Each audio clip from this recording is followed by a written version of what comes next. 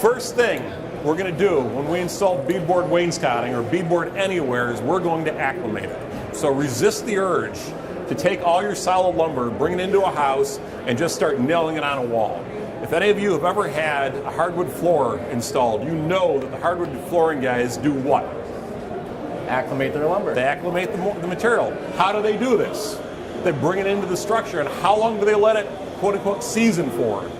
As long as it takes. As long as it takes. I always ask this question, and it takes 2 days, it takes a week, it takes 3 weeks.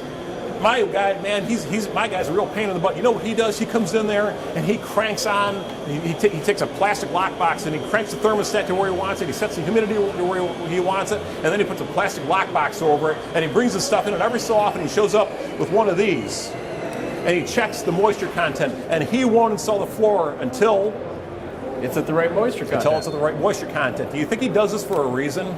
Why does he do this? He does this because what he doesn't want to see happen with his hardwood floor is what can happen with any solid wood material if we take it and we don't acclimate it and understand what's going on with the moisture content. All solid lumber has a specific moisture content. This is going to be one of the best friends you can possibly have. This is a simple moisture meter. Check the moisture content of your lumber before you install it. Let it acclimate, let it season, whatever your term is, until it reaches the same ambient level as the as the relative indoor humidity. You don't want to deal with some crazy movement. Typically 7 to 8% is average for our climates. Typically. Right. Though in the summer, if it's not an air-conditioned space, it may be higher. And there's no shame if it's higher. We just need to make sure that we're not taking bone-dry material and bringing it into a damp environment, which is probably what happened here. This was probably dried to about a 7 or 8% moisture content from what we guess. It probably hit the exterior environment, and this may have been installed in a really humid area, and ultimately took on a lot of moisture. Hi, Gary. It took on a lot of moisture, and it started buckling. And this is the end result. We want to make sure we manage that. So one way to manage it is to check the moisture content, understand what you're installing. Okay, let's talk about scale and proportions.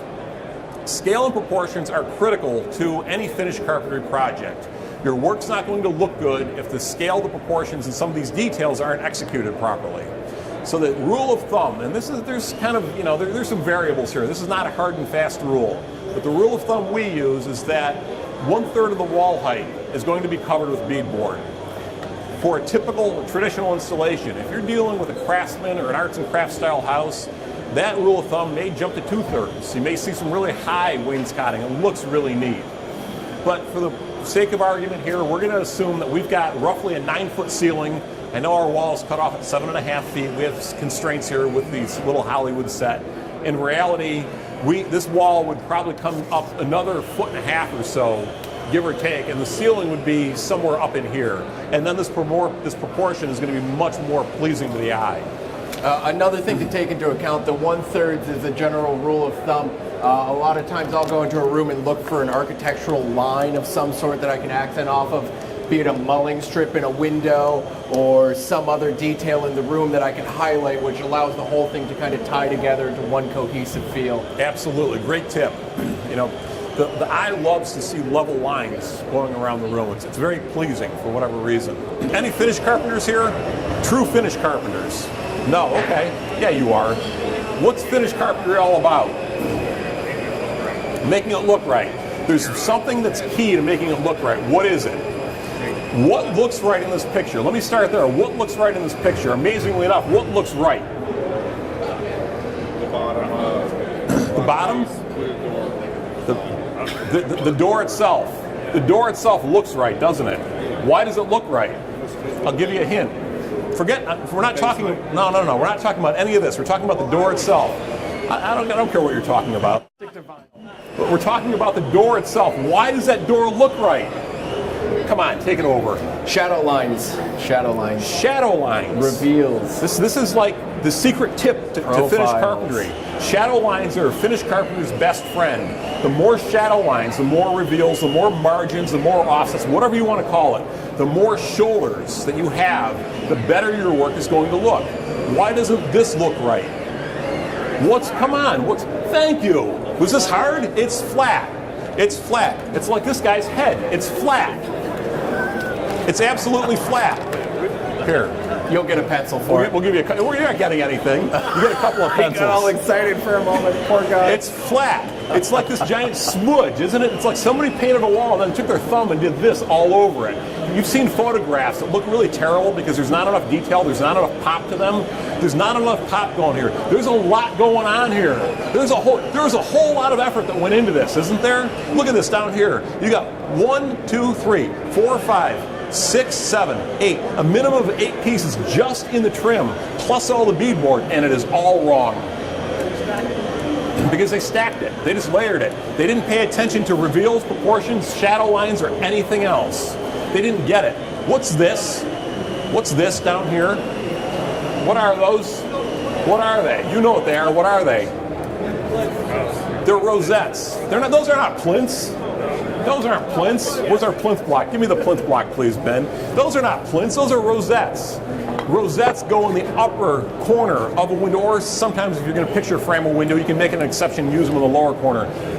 Rosettes don't ever touch the floor. Period. You tell I'm a little passionate about this. Rosettes don't touch the floor. Where's our plinth? Where's our plinth block? It's right here. There we go. This is a proper plinth. The plinth is always wider than the base. Always. There are no exceptions to this that I'm aware of. Do you know of any? Okay. The plinth is always wider than the base. It's not shorter than the base. I'm actually pretty sure that there's classical laws about that. There are. We won't get into. We could spend hours just on the classical scale and proportions. We won't go there. Notice I said we. So the plinth is all wrong because it's not a plinth, it's a rosette. What's this? What's really going on here? We got kind of like a few different pieces of base. They tried to line, to your point, Ben, they actually tried to line the top of the base up with the bottom of the door rail. Okay. What's that? It was yours? Oh, that was your point. Oh, I'm sorry. I misunderstood. I'm sorry. Here you go. So there was this effort. There was really this effort made, and I'm not here to make fun of anybody. I recognize we all learn, and I would have done stuff like this years ago because I didn't know any better. I probably still don't know any better, but anyhow. Fake it till you make it. There was a lot of effort that went into this, but they didn't quite get it right. So what else is going on? No scale, no proportion. This doesn't really relate to anything. The shadow lines are all smudged. What about the transition between the casing and the beadboard? How do we handle that? We're going to show you how to handle that. How about this rail up here? What's going on there? How come, what's this? What is that? Yeah, it's some type of cap, some type of smudge cap, but what's this cut? What do we call this cut? That's not a self-return, that's a butt cut. Self-return would be correct. That's a 90-degree butt cut. That's what we call a butt cut or a square cut. And you don't use those in this application. A self-return would have been better, though still not historically correct. So we want to address all of these issues. We've got a little mock-up on our set, and we're going to try and hit some of the areas you guys are probably going to encounter most with your beadboard installation.